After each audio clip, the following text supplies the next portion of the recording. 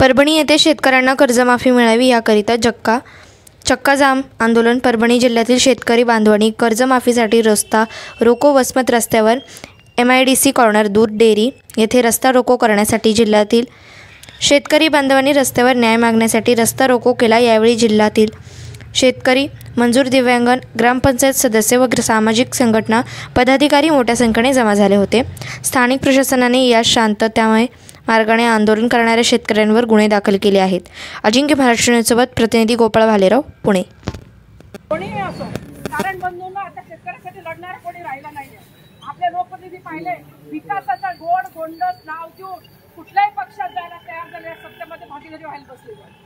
कोणाचे प्रवेश झाले, कोणाचे प्रवेश होणार आहेत, जे काही आहे। पण मग शेतकऱ्यासाठी जो कोणी लढत असेल, जो कोणी उभा राहत असेल, मग छोटा कार्यकर्ता का असना, गावातला कोणी मजूर का असना, कोणी शेतकरी का असना, त्याच्या मागे आपल्याला जर आपल्या लढाई, कारण बंधूंना इथून आपल्याला आपली लढाई आपणच लढावं लागतं। कोणी आपल्यासाठी येणार नाही, कोणी येणार आहे असा मनातला भ्रम काढून टाका।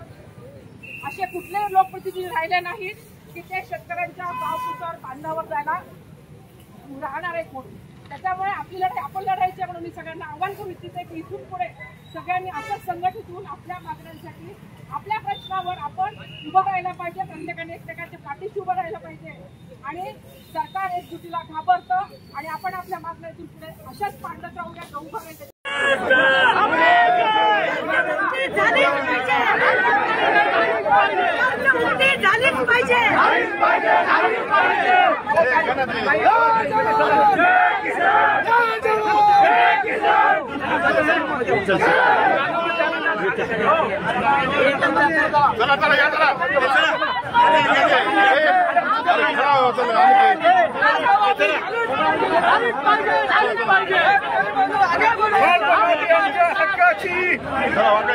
कर्जमाफी झालीच पाहिजे, कर्जमाफी झालीच पाहिजे।